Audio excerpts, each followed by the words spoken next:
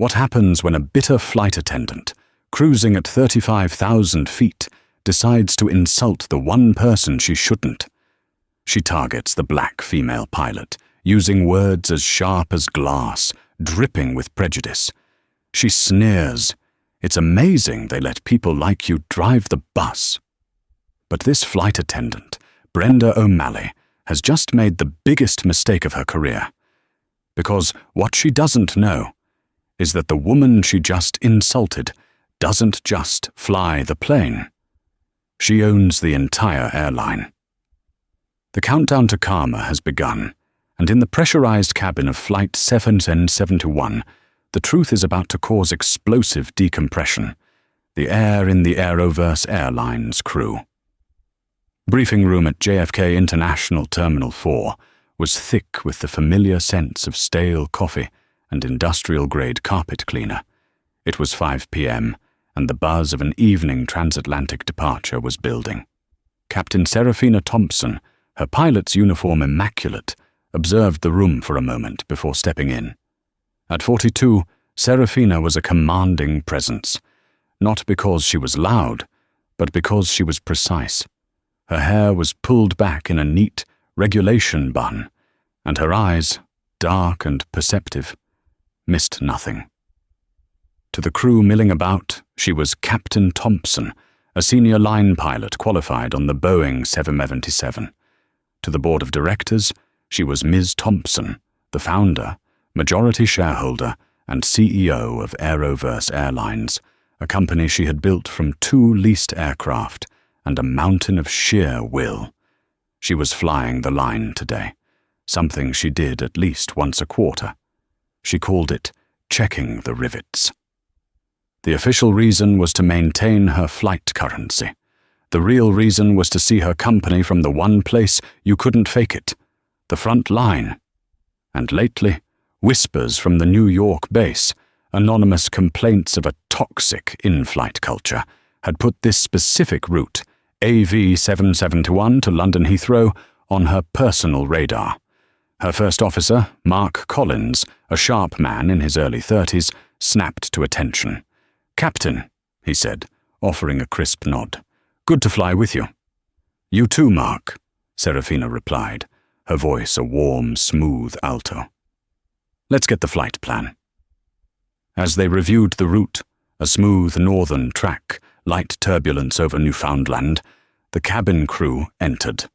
Leading them was Brenda O'Malley, the senior flight attendant. Brenda was in her late 50s, with a helmet of stiff, blonde hair and a name tag that proudly displayed her 30 years of service pin. She moved with an air of entrenched authority, as if the plane was her living room and everyone else was a guest who was tracking in mud. Behind her trailed Lucy Jenkins, a new hire, barely 22, her eyes wide with a mix of excitement and terror. "Right, let's get this over with," Brenda announced to no one in particular, dropping her bag with a thud. She spotted Lucy. "You, Jenkins, did you check the service manifest? Did you verify the special meals? Don't just stand there, make yourself useful. Grab my tea. Black, 2 sugars. Lucy jumped. "Yes, Brenda, right away." Brenda then turned her gaze to the flight deck crew. Her eyes scanned Mark, landing on Serafina. She didn't salute or nod. She offered a thin, appraising smile that didn't reach her eyes. "Captain," she said, the word stretching out, coated in a saccharine-thin layer of forced respect.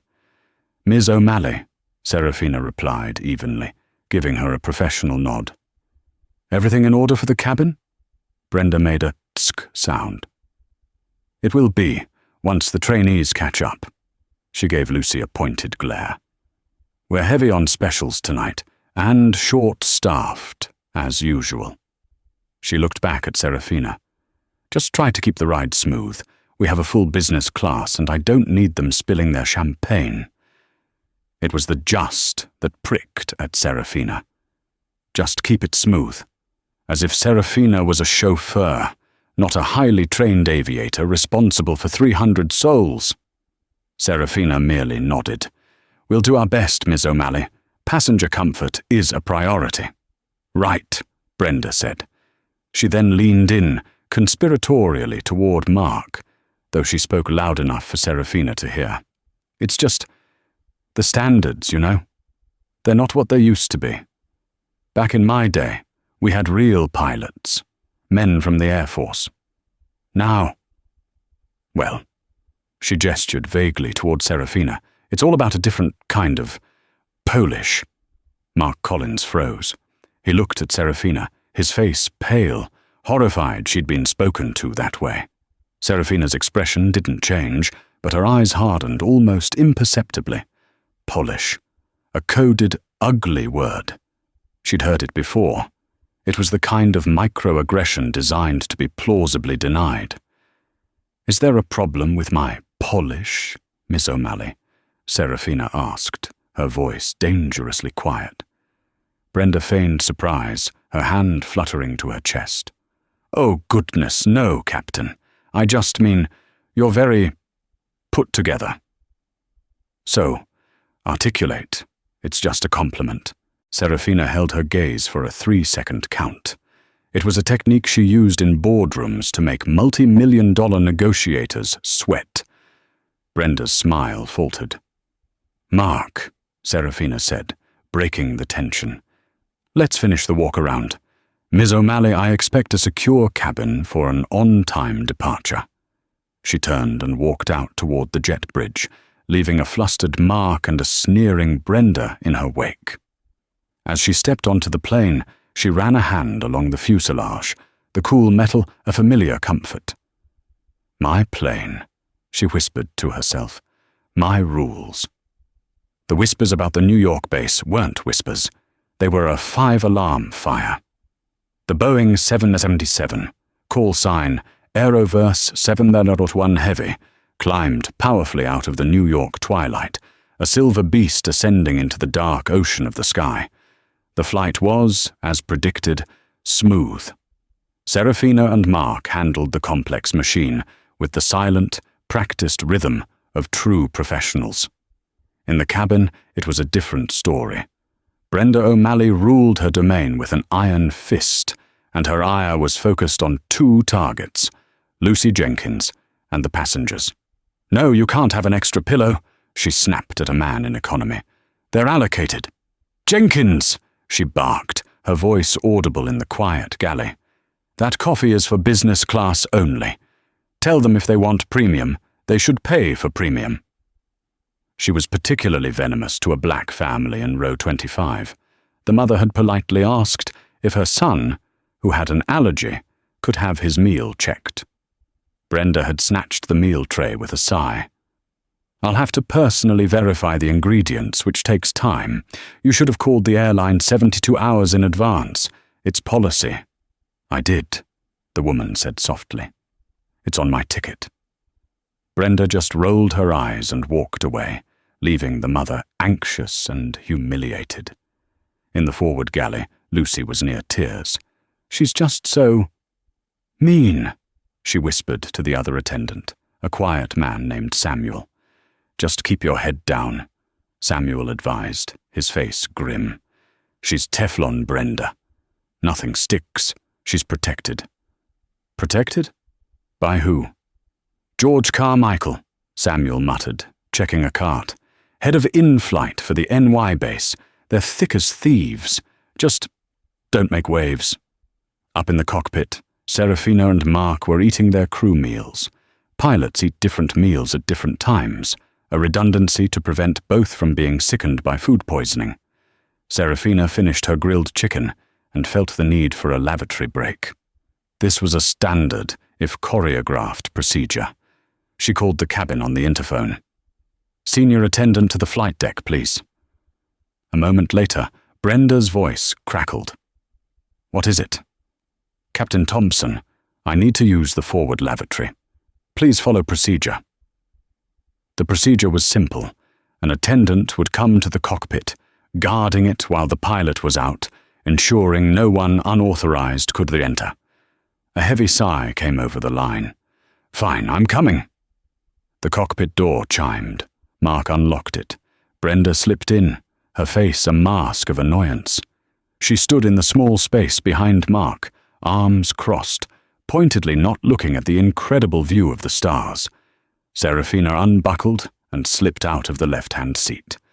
As she passed Brenda, she smelled the faint, acrid scent of cigarette smoke, masked by cheap perfume. Brenda must have been vaping in the galley, a serious, fireable offence. Serafina used the lavatory and was washing her hands when she heard a commotion. "I don't care who you are." It was Brenda's voice, raised and sharp. "This galley is not a lounge. Go back to your seat." Serafina dried her hands quickly and opened the door. In the small forward galley, Brenda was facing off against the mother from row 25. The woman was holding her young son's hand. "Please," the mother said, her voice trembling. "My son is having a mild allergic reaction. His face is swelling. I just need a wet cloth and maybe some Benadryl. You didn't check his meal and I think—" "I told you," Brenda snarled. "I am busy. We do not carry liquid Benadryl for children. Now go back to your seat before I have you restrained for interfering with a flight crew." "That's enough."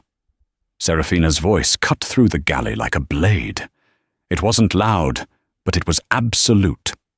Brenda, the mother, and Lucy, who was hiding by the carts, all froze. Brenda whirled around, her face twisting in rage at being challenged.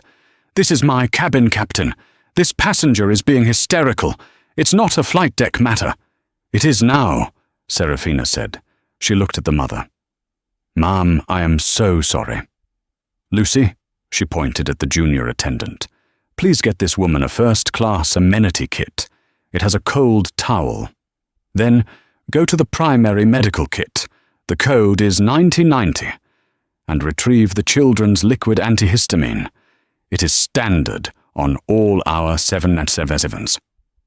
Lucy, galvanized, shot off. Brenda's face went from pale to a deep, mottled red. She had been overruled. She had been proven wrong about the medical kit. You can't do that," Brenda hissed, stepping toward Serafina, lowering her voice to a venomous whisper. "You are undermining me in front of my staff."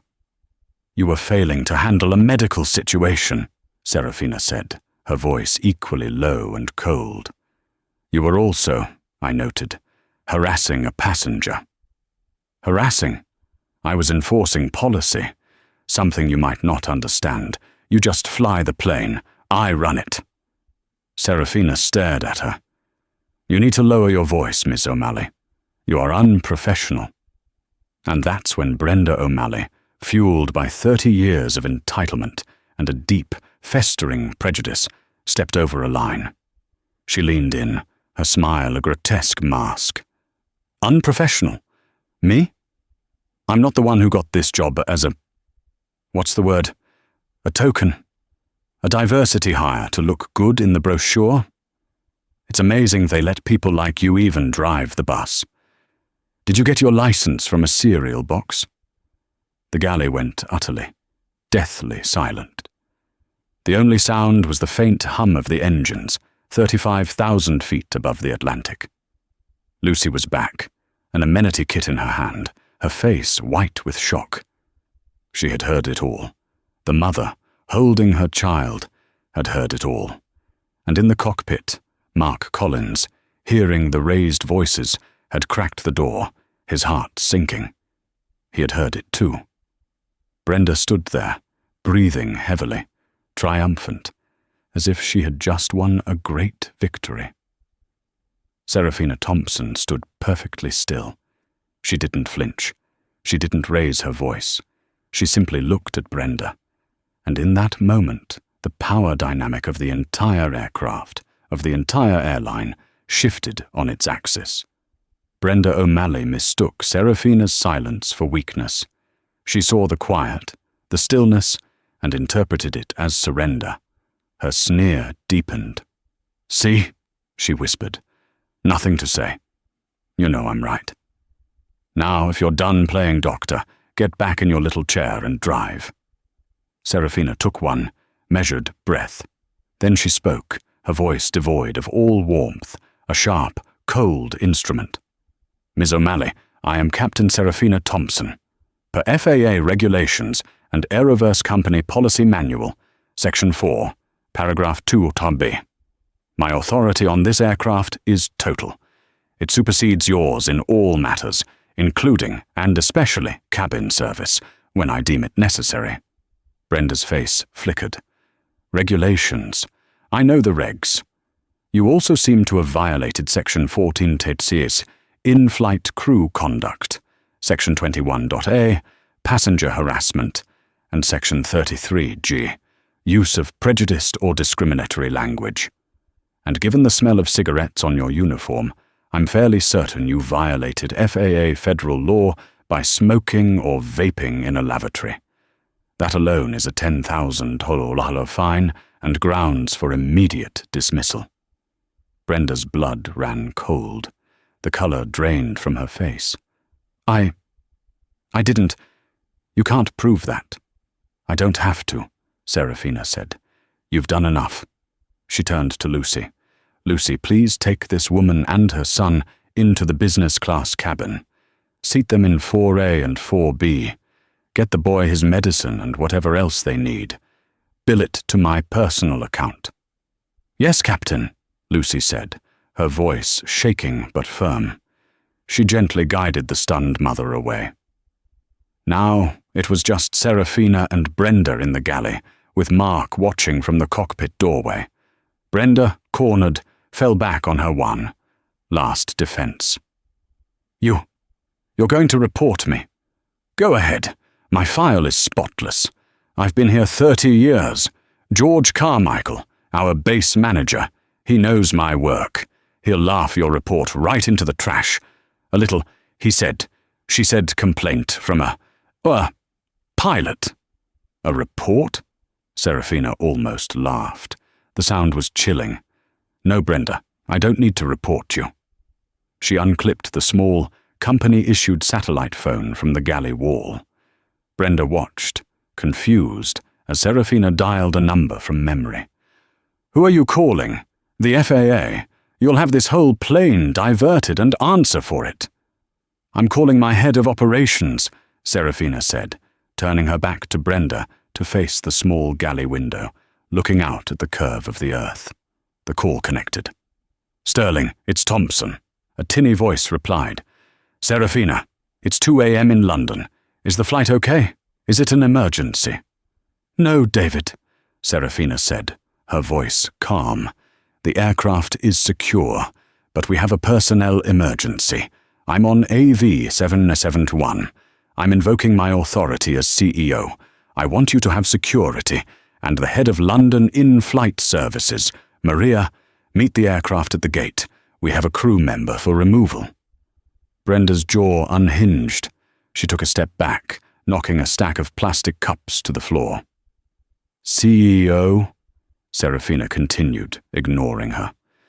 "The crew member's name is Brenda O'Malley, senior flight attendant.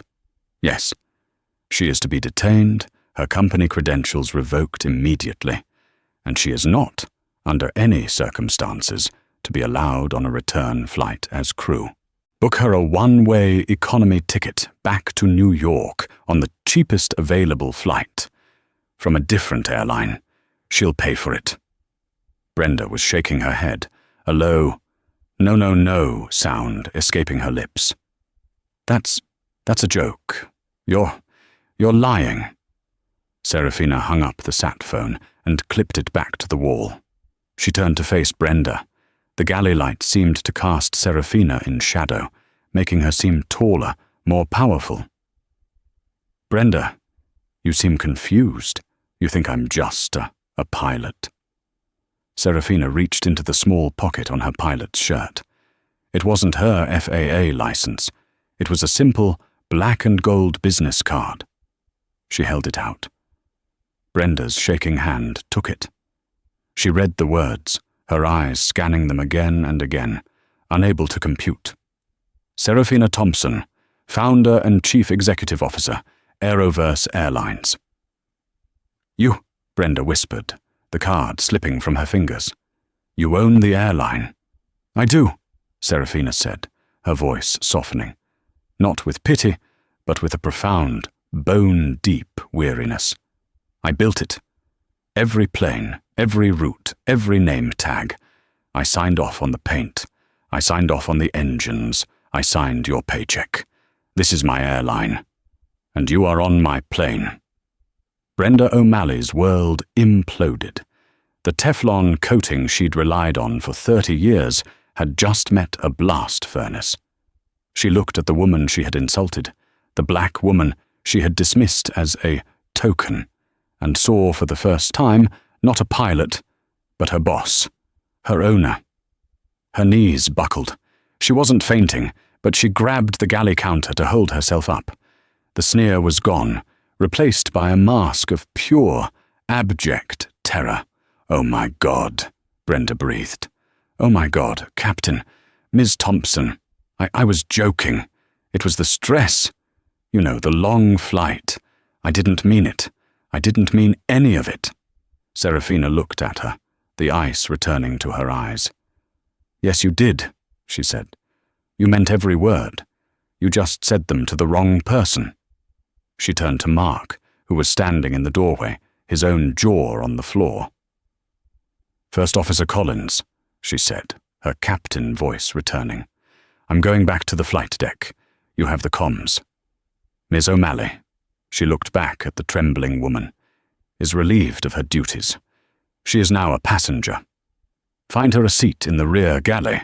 She is not to interact with passengers or crew. Samuel is now the lead attendant. Is that clear?" "Yes, Captain," Mark stammered. "Brenda," Serafina said, "one last time. Sit down and be quiet. We have a long flight ahead of us." The remaining 5 hours of the flight to London were the longest of Brenda O'Malley's life. Mark Collins, his professionalism kicking in, gently but firmly instructed a sobbing Brenda to take the aft jump seat, normally used for takeoffs and landings. She was to stay there. Samuel, the other attendant, now thrust into the lead role, gave her a wide, fearful berth. The cabin crew, sensing the seismic shift in power, operated with a new, terrified efficiency. Brenda sat in the dark, next to the rattling galley carts, a prisoner on her own long-time domain. The humiliation was a physical, burning itch. Every so often, a passenger would walk by to use the rear lavatory, giving her a curious look. Why was a flight attendant crying in the jump seat? Her mind raced. She wasn't just fired, she was humiliated. Serafina Thompson. The name echoed in her head. She'd heard it, of course, in corporate newsletters, but she'd always pictured some old white man. The photos in the newsletter, she'd never paid attention. She'd dismissed the smiling black woman as a figurehead, a face for the brand, not the actual power. She had to fix this. She had to apologize. She could save this. She waited until she heard the ding that signaled the final descent into London. She unbuckled, her hands shaking. "I need to talk to her," she muttered, lurching up the aisle. Samuel saw her. "Brenda, no. Captain's orders. We're in sterile cockpit." Brenda ignored him. She pounded on the cockpit door. "Serafina, Miss Thompson, please let me in. We need to talk. I can explain. It was a mistake." Inside the cockpit, Serafina and Mark were managing the arrival sequence into Heathrow, one of the busiest airspaces in the world. The pounding was a dangerous distraction. Aeroverse 701, descend flight level 100, speed 250, cleared ILS runway 27 right, the controller's voice said. Descend 100, 250, cleared ILS 27 right, Aeroverse 771, Mark read back. The pounding continued. "Serafina, please!" Serafina clicked the interphone. "Samuel, restrain her, now. If she doesn't sit, use the zip cuffs. That is a direct order." Brenda heard the click. She heard the order. "Restrain." She froze. The fight went out of her. Defeated, she allowed Samuel to guide her back to the rear jump seat, where she buckled herself in, the tears now cold on her cheeks. The landing at Heathrow was, like everything Serafina did, flawless. The 777 kissed the runway, and as they taxied to the gate at Terminal 3, the sun was just beginning to stain the London sky. As the plane's engine spooled down, the fasten seatbelt sign pinged off, but before anyone could stand, Serafina's voice came over the PA. Not her captain voice, her CEO voice. "Good morning, ladies and gentlemen. This is Captain Serafina Thompson. On behalf of Aeroverse, I'd like to thank you for flying with us. We know you have a choice in airlines, and we are grateful you chose us." She paused. "I must also offer a sincere, personal apology to the family in row 25, who were treated with inexcusable disrespect by a member of our crew. And to all passengers, I am sorry that you had to witness such unprofessional conduct. That is not the Aeroverse's standard. That is not my standard. We will be better. We will have you at the gate in 2 minutes. Thank you." The cabin was silent. The mother from row 25 was crying softly, this time from relief. When the jet bridge connected, Serafina opened the cockpit door. She stood there, a blocking presence, as 2 airport security officers and a sharp-looking woman in an Aeroverse suit, Maria, the London base manager, boarded. "Brenda O'Malley?" Maria asked, her voice clipped. Brenda, her face puffy, just nodded. "Please come with us. Bring your luggage." It was the walk of shame. Brenda O'Malley, 30-year veteran, was escorted off the plane like a common criminal, in front of the entire crew and the disembarking business-class passengers. As she passed the cockpit, she looked at Serafina, her eyes pleading. "Please, Serafina, don't do this." Serafina just looked at her, her face carved from stone. "You did this, Brenda. Not me." Serafina didn't deplane with the passengers. She stayed on the aircraft, waiting for David Sterling, her London-based chief operating officer, the man she'd woken up at 2 a.m. David, a dapper man with a worried expression, hustled onto the plane. "Serafina, my God, I've got O'Malley in an office with security. She's hysterical." "What exactly happened?" Serafina, now sitting in the business-class seat she'd given the mother, finally let the exhaustion show. She rubbed her temples. "She called me a token, David. Said it was amazing they let people like me fly." David winced. I have no words. I'm firing her, of course. Full termination. We'll fight her union, though after this, I doubt they'll back her." "No," Serafina said, surprising him. "Don't fire her. Not yet." "What? Serafina after that?" "We have to."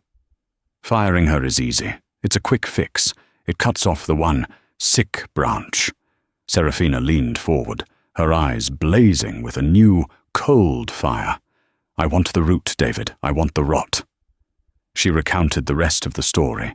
Brenda's arrogance, her comment about her boss, George Carmichael, Samuel's warning that Brenda was protected.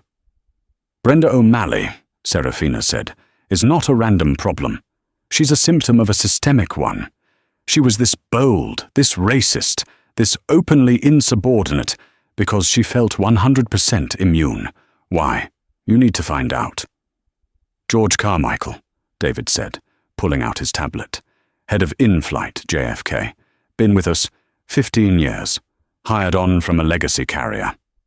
"Pull his file," Serafina ordered, "and pull the file for every complaint lodged at the JFK base for the last 2 years. Cross-reference them with Brenda O'Malley. And I want to talk to the junior attendants, Lucy Jenkins and Samuel. Have them brought to the corporate office, not the crew lounge. Tell them it's a debrief.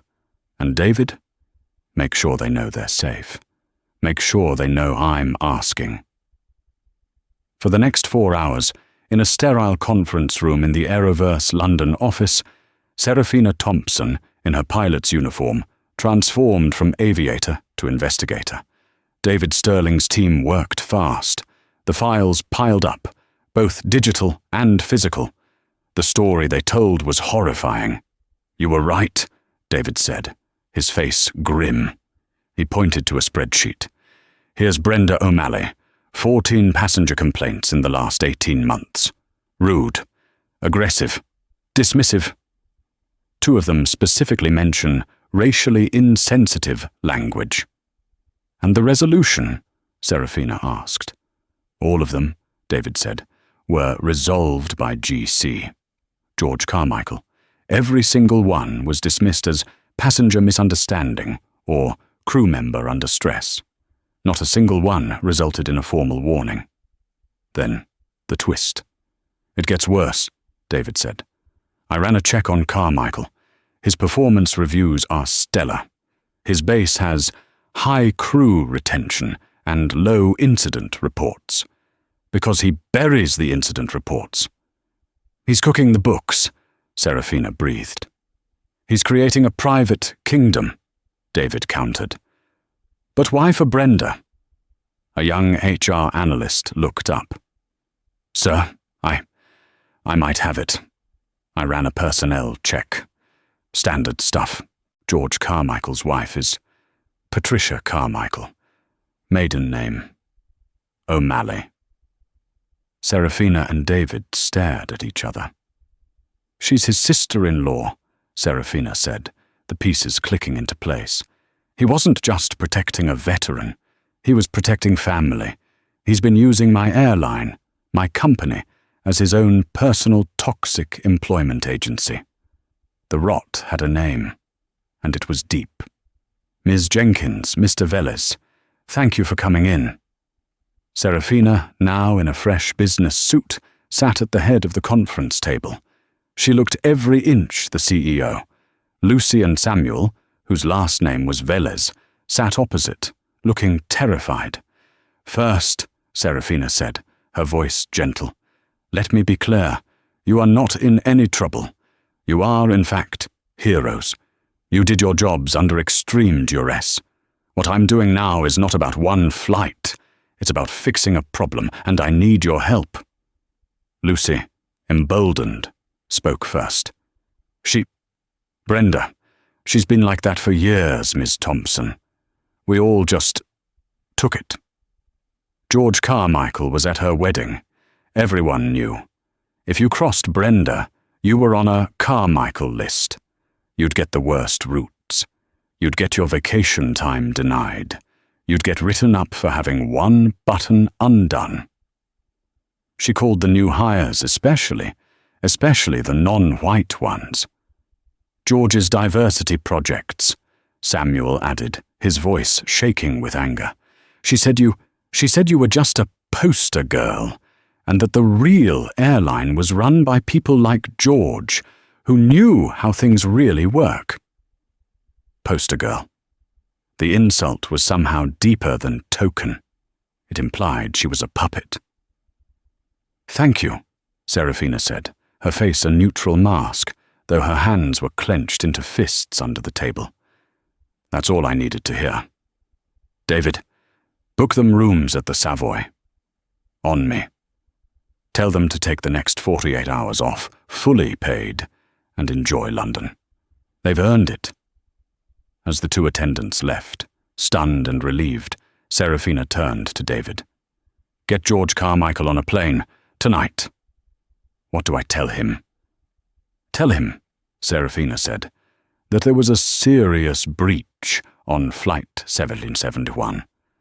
Tell him his star attendant, Brenda O'Malley, has been detained in London, and that Captain Thompson is demanding a full review. Tell him he needs to get here to handle me." "You're setting a trap," David said. "I'm giving him the rope," Serafina replied. "He's been hanging his own people for years. It's time to see if he'll do it to himself." 2 days later, George Carmichael strode into the Aeroverse London boardroom. He was a man in an expensive, slightly too tight suit, a permanent smirk on his face. He saw Serafina at the end of the table and David Sterling beside her. "Miss Thompson," he began, all false charm. "What a pleasure. I'm George Carmichael. I run the New York base. I flew all night to sort out this unpleasantness." "Mr. Carmichael, thank you for coming," Serafina said, her voice pure business. "Listen," George said, sitting down and opening a briefcase. "I've already reviewed the preliminary report. This is all a massive misunderstanding. Brenda O'Malley is a passionate employee. 30 years. The pilot," he gestured at Serafina, "was, let's be honest, interfering with her cabin. It was stressful. Brenda may have said some things she regrets." "Things she regrets?" Serafina repeated. "Yes. But a termination? It's absurd. These young pilots," he said, patting Serafina's hand on the table, "are just so sensitive these days. No respect for experience. Now, I've already drafted a solution. Brenda will write a formal apology to the pilot, and we'll put her on a 2-week paid leave to cool off. I'll handle the paperwork. It'll be like it never happened." He smiled, triumphant. He had handled it. Serafina slowly, deliberately, pulled her hand out from under his. "It's Miss Thompson," she said. "Not pilot. And I'm not a young, sensitive girl.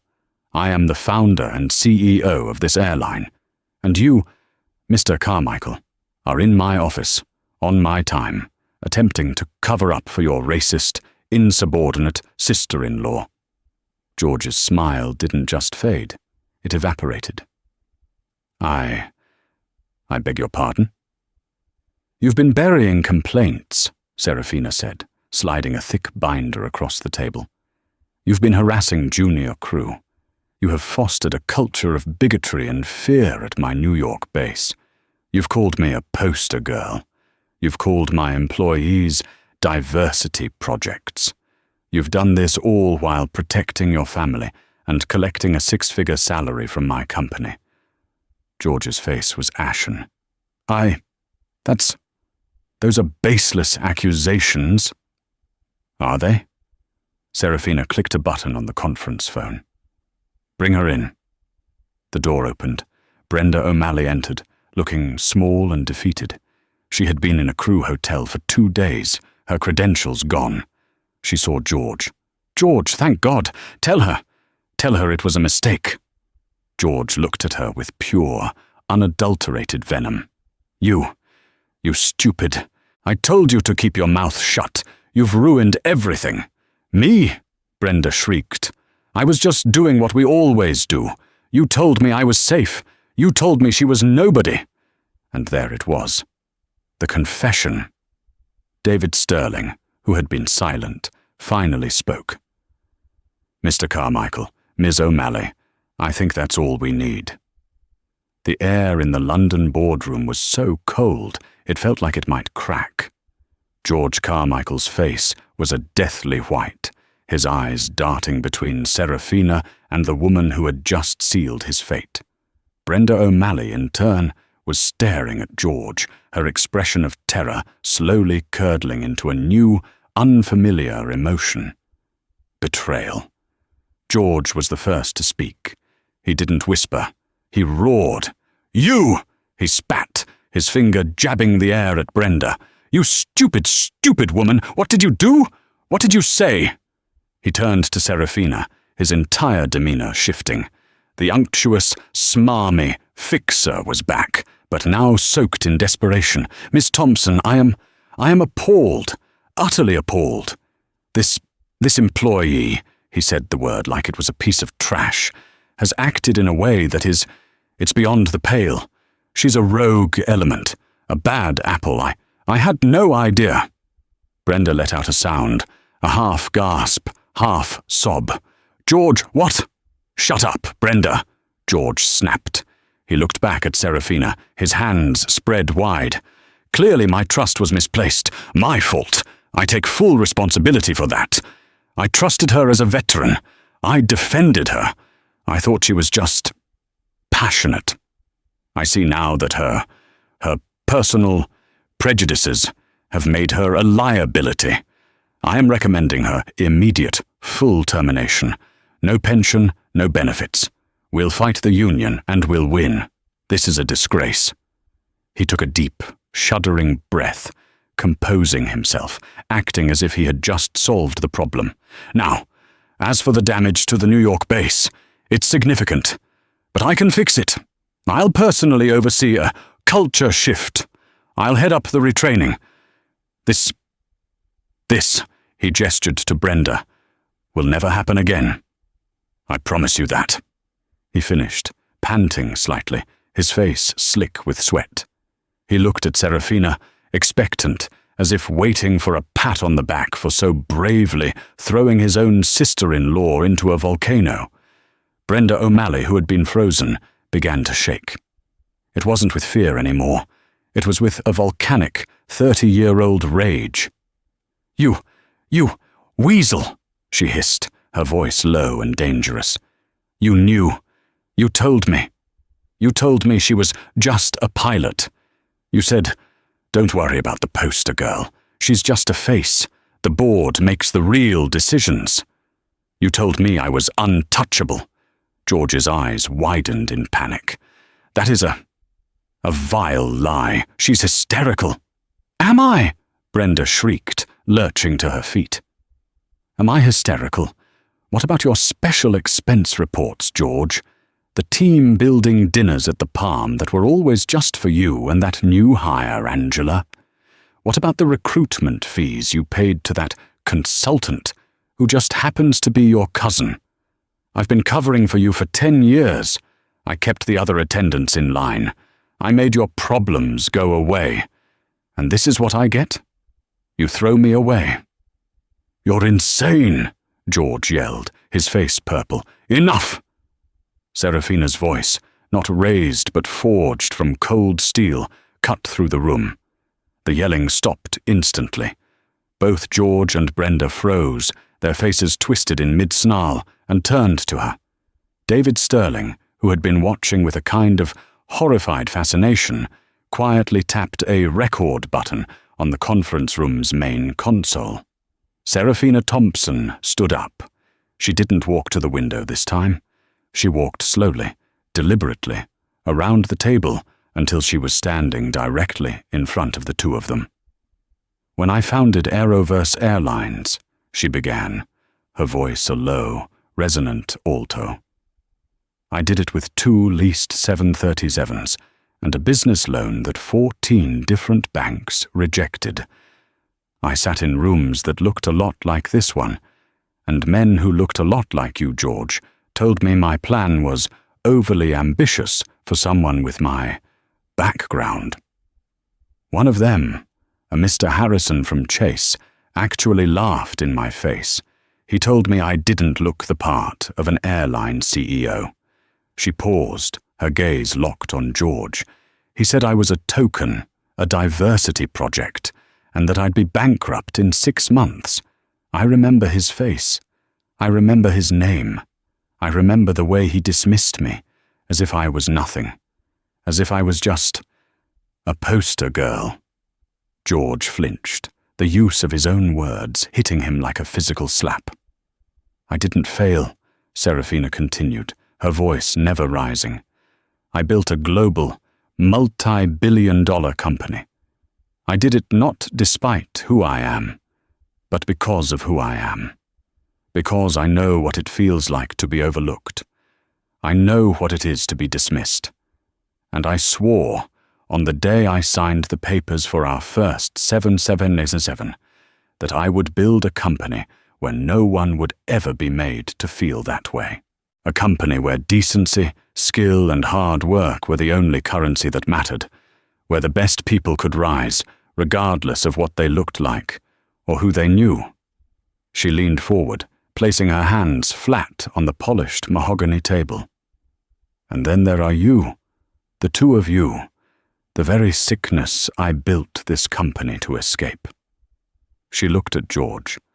"You, George, are the gatekeeper, The man who told me I didn't look the part.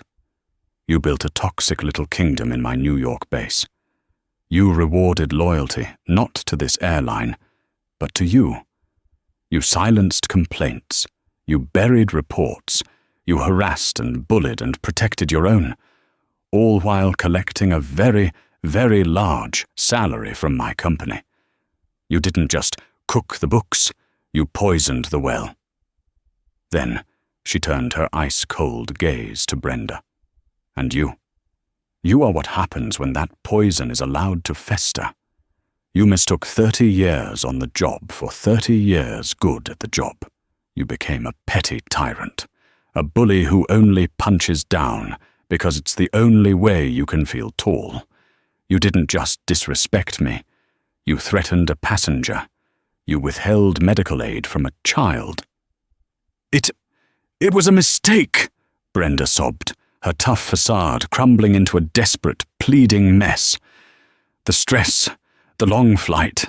I'm a good person. A good person? Serafina asked, her voice dangerously soft. I wondered if you'd remember them. She turned to David. David, please, the video link. What? George said, confused. David Sterling turned on the large 80-inch monitor at the end of the room. It flickered to life, showing a woman in a hotel room, a small boy colouring on the bed behind her. It was the mother from Flight 7071, Mrs. Alani. Mrs. Alani, Serafina said, her voice softening with respect. Thank you for joining us. I know it's late there. This is Serafina Thompson. Can you see me? Yes. Yes, Ms. Thompson. I can, the woman said, her voice nervous. I'm so terribly sorry to bother you. We've arranged your flight home, on a private jet, of course, and the full refund is being processed. But there is one thing I needed. I need you to tell these two people, the ones on your flight, what you told me. Can you do that? Mrs. Alani took a breath and looked into the camera. Her eyes found Brenda's. I asked for help, the mother said, her voice trembling but gaining strength. My son, Leo, he has a severe peanut allergy. I told the airline, I told the booking agent, I told the gate agent, and I told her. She pointed, even through the screen, and she rolled her eyes. She snatched the meal. She said I was hysterical, and then, when his face started to swell, I was so scared. She told me to go back to my seat. She threatened to restrain me. She wouldn't even look at my son. She was horrible. Brenda O'Malley looked at the screen and then at the floor, silent. Thank you, Mrs. Alani, Serafina said, her voice thick with controlled emotion. That is all we need. You have my personal number. Call me if you or Leo need anything. Thank you, Miss Thompson, the mother whispered. Thank you for seeing us. The screen went black. The silence in the room was absolute. You, Serafina said to Brenda, her voice now a hollow whisper of rage, are not a good person. You are a liability. You are a danger.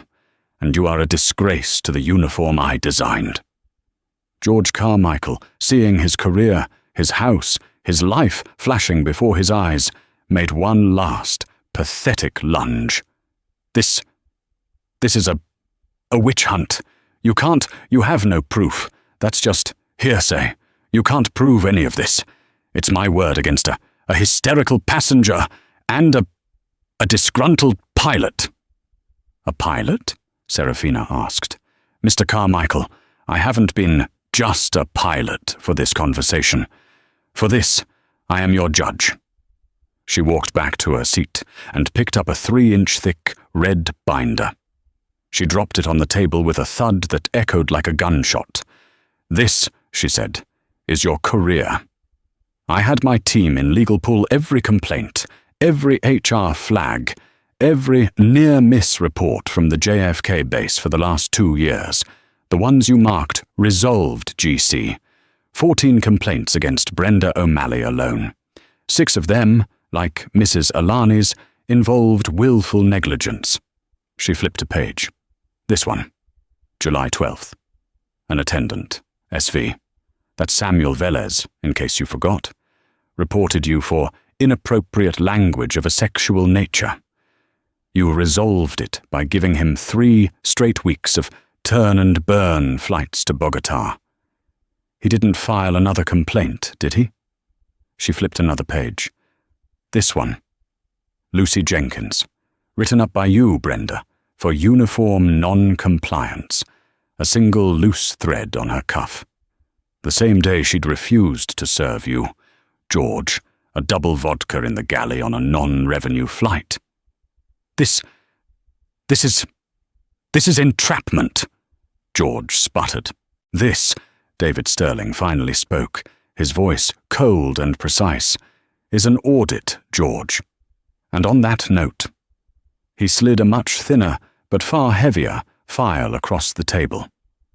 While Ms. Thompson was dealing with the people, I was dealing with the numbers. We've done a preliminary review of your expense reports. The team-building dinners at the Palm that Brenda so helpfully brought up, the vendor gifts that all trace back to a single P.O. box in New Jersey, which just happens to be registered to your brother, the $50,000 in consulting fees. George's face went from white to a sickly, greenish grey. This isn't an HR matter anymore, George, David said quietly. This is fraud. Oh my God, George whispered. He wasn't blustering. He was broken. Serafina Thompson stood up. The trial was over. The time for sentencing had come. George Carmichael, she said, and her voice rang with the absolute, final authority of an executioner.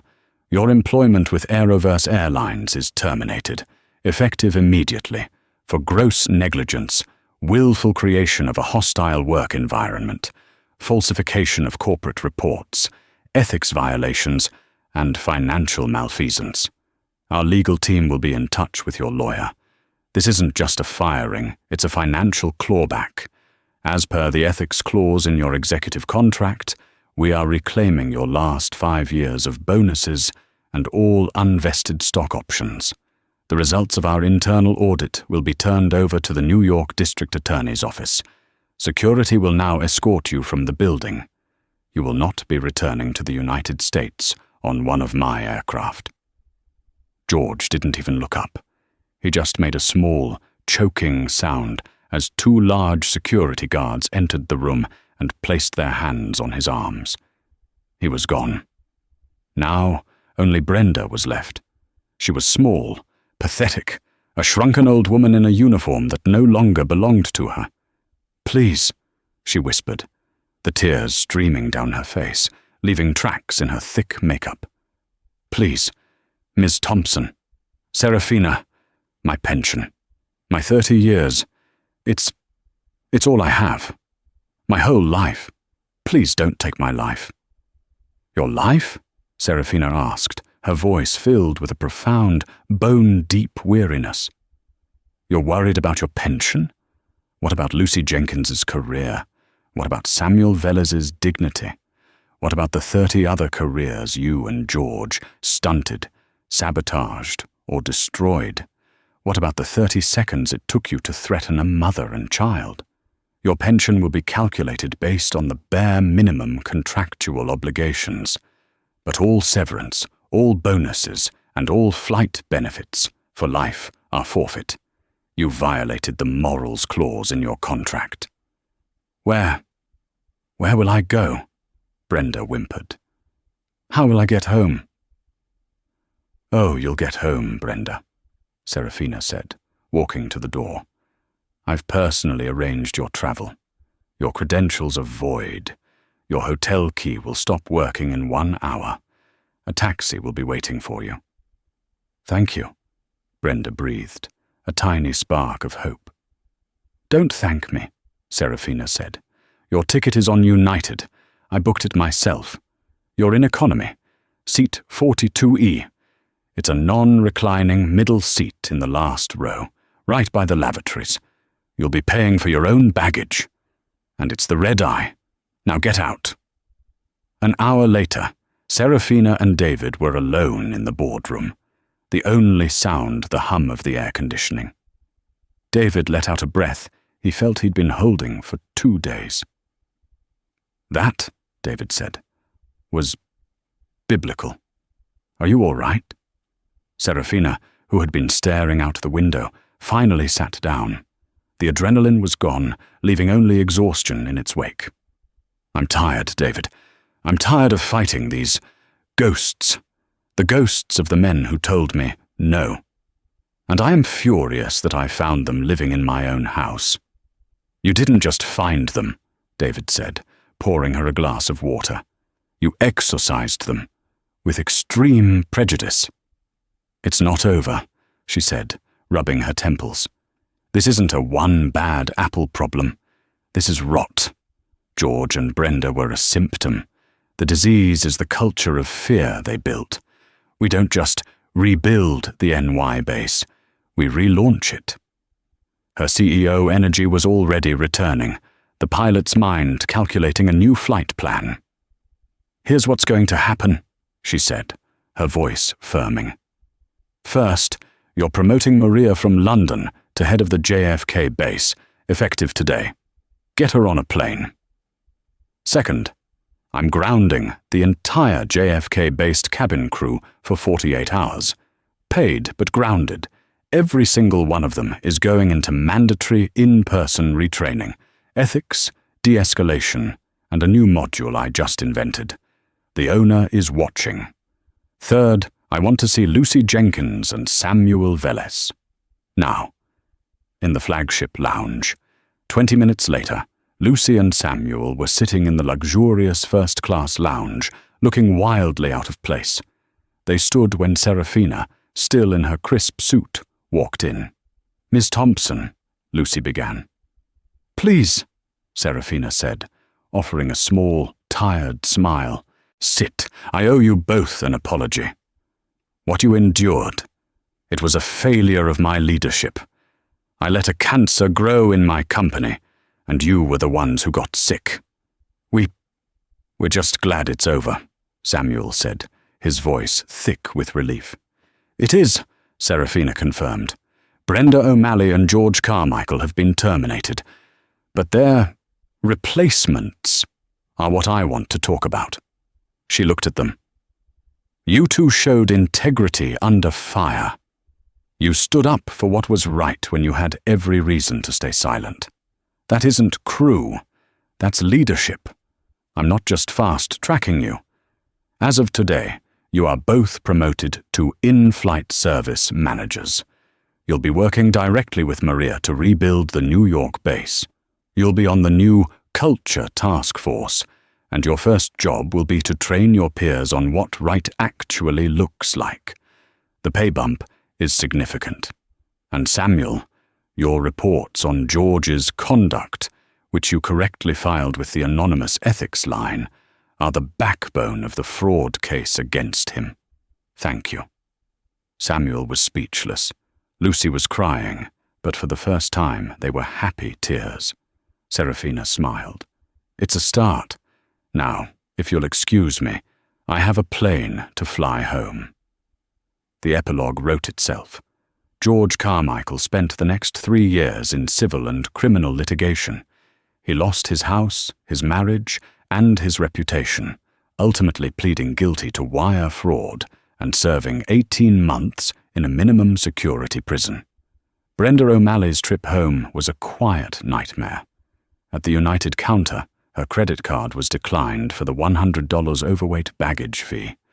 She was forced to open her suitcase on the floor of the terminal, in front of a line of snickering passengers, pulling out shoes and sweaters to stuff into her carry-on.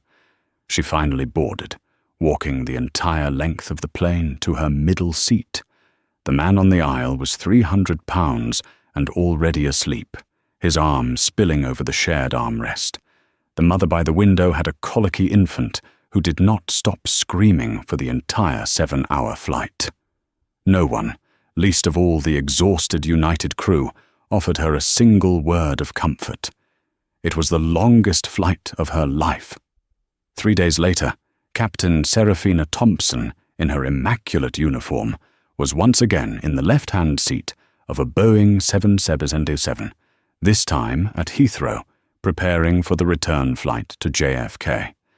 Her new first officer, a bright young woman she was mentoring, ran through the final checklist.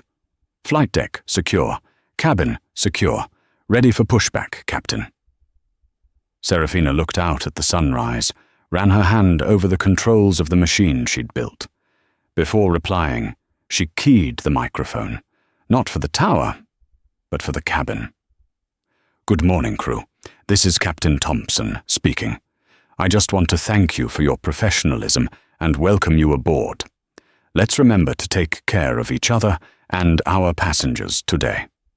As a quick reminder, I'm always listening. Let's have a great flight." In the galleys, a brand new, retrained, and slightly terrified crew exchanged looks of profound, newfound respect. Serafina clicked off the mic. She turned to her first officer, a real, genuine smile spreading across her face. "Ready, Captain?" the FO asked. "Ready," Serafina said. "Let's take my airline home." And that is the story of how Brenda O'Malley and George Carmichael learned the hard way. You can't judge a book by its cover, and you never assume the person you're insulting doesn't own the company. Serafina Thompson didn't just fly a plane, she flew a company, and she was prepared to clear out any toxic turbulence to ensure everyone had a safe and respectful flight. Karma in this story wasn't just a coincidence, it was a corporate policy, delivered with precision by a CEO who wasn't afraid to check the rivets herself. What did you think of Brenda's downfall? Was the karma served hot enough for you? Let me know in the comments below. If you loved this story of justice and drama, please do me a huge favor. Hit that like button, share this video with someone who needs a good karma story, and most importantly, subscribe to the channel for more real-life dramas just like this one. We have new stories coming every week, and you don't want to miss them.